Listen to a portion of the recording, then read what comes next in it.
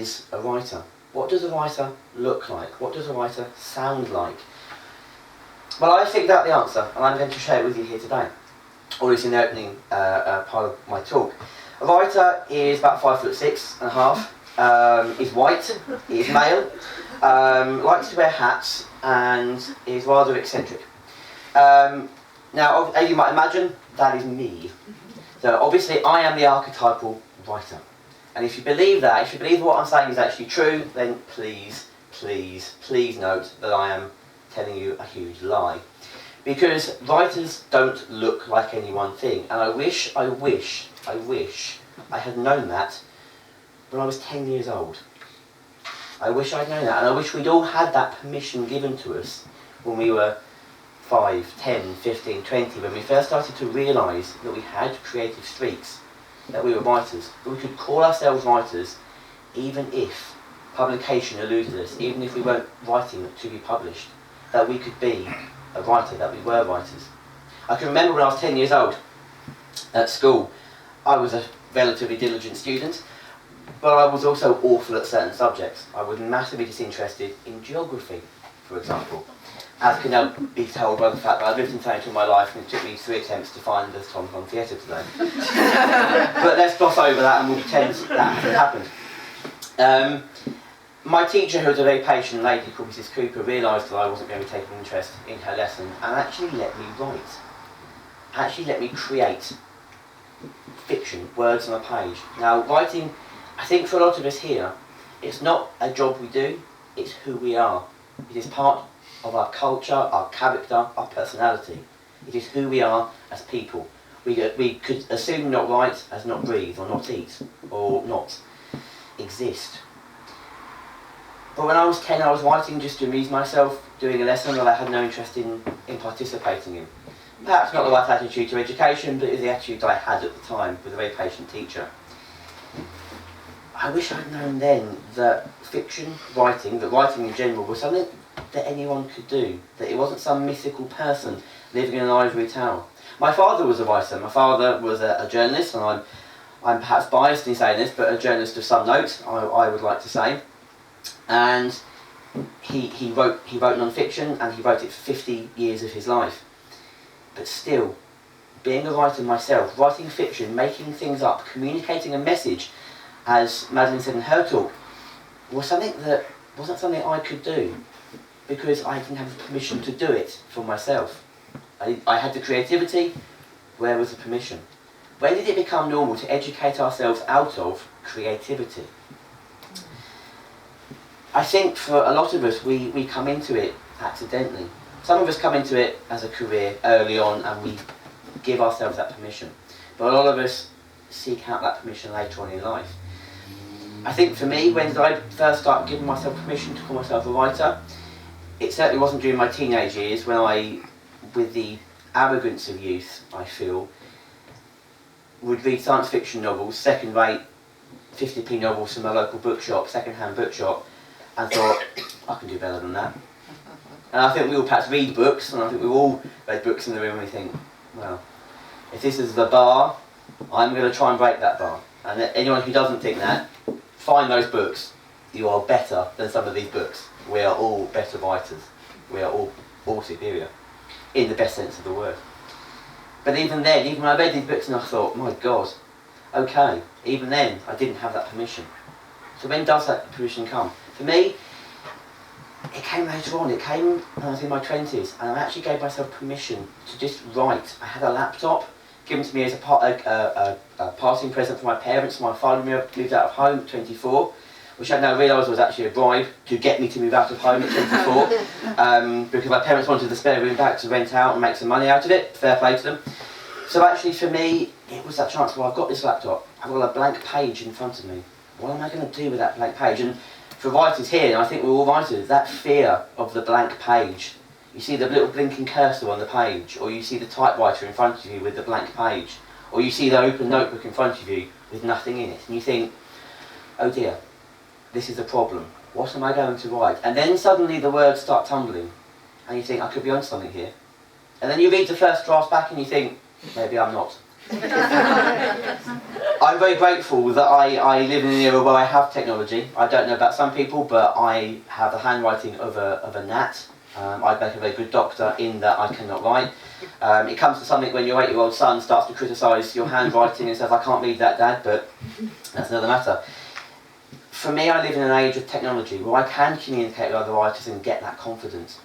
And for me, I was able to understand that maybe I can do something with this.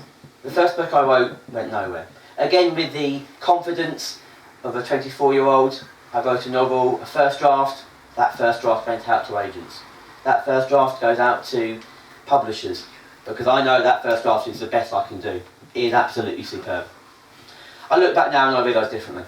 The reflections of an older, hopefully wiser head come to the fore. But creativity is something we learn. I've just mentioned my son, my 8-year-old son, and I look at him at school. He thrives at school. He loves school. He runs off to the playground every morning and says, yeah, bye Dad, I'm going now. And I hear how he's educated, and I see the lessons that he has with his teachers. And I'm glad actually he has the teachers at his school in Bronson, in Broadstairs, where they encourage creativity, they encourage lateral thinking, they allow him that space to be his own man, his own person.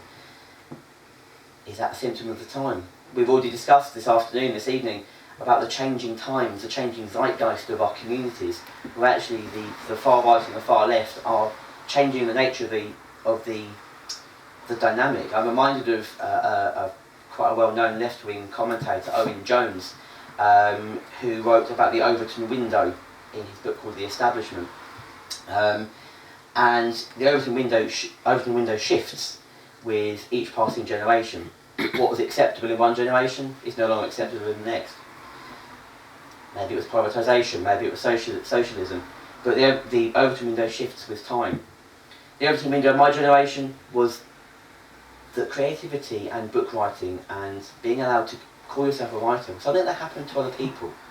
No, we need to reclaim that. We are writers even if we are not published.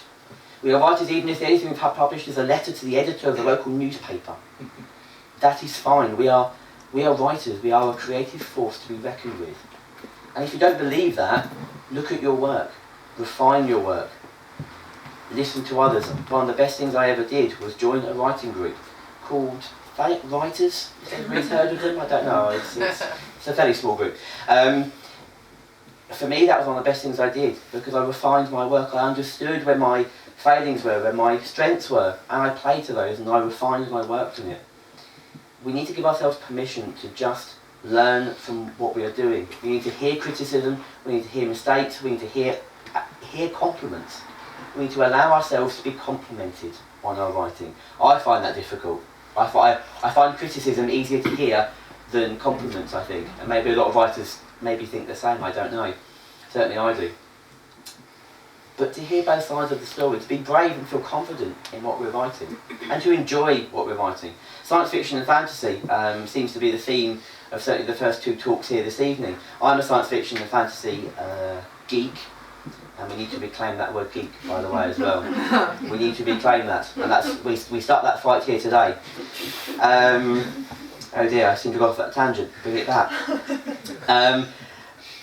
But whatever genre we are writing, whatever creative outlet we are looking at, we need to embrace it. We need to embrace the change of the zeitgeist of the era. The digital age is upon us. For me, the discovery of the internet, of blogging, was a big change for me, because it enabled me to make contact with an audience I didn't have before. I've been fortunate to be published through an independent press based here in the UK. Would I have been as effective a blogger 10 years ago? Probably not, because I needed to go through a creative process to develop my own skills. Some people are different. Some people have got that natural connection almost immediately. But for me, blogging is an interesting one, and actually it's enabling me to connect with a niche of my own writing style. For me, blogging is a way to answer questions. I mentioned my son a couple of times, and my son, like all parents here, will agree to hear that the number of questions you get from a child, probably numbers around 17,207 questions per half an hour. I think that's a fair answer. Google has become my best friend in those times. When you get asked a question about why do I have to wear pants? Or why is the sky blue? Why is that patch of sea green? Why is that patch of sea blue? Or whatever the question may be. Google is my friend. But actually having a positive knowledge, having people who can answer those questions in a child-friendly way, engaging children with that creative process online is innovative, is the way the world is moving, and we need to embrace those. Do we embrace and try and lead the next big thing, the next big Swedish crime noir style genre? Is it going to be Norwegian love poetry or Danish books on herring? I don't know, whatever it might be. Or do we actually say, no, this is what I want to write, and maybe what we want to write is what people want to read? I did go to a page of trying to hit that zeitgeist, but I realised my zeitgeist is my zeitgeist, and every writer's zeitgeist is their zeitgeist. For me, it's science fiction and fantasy. Geeks rule. I seem to have gone off at the geek tangent here, I do apologise. I shall bring it back in.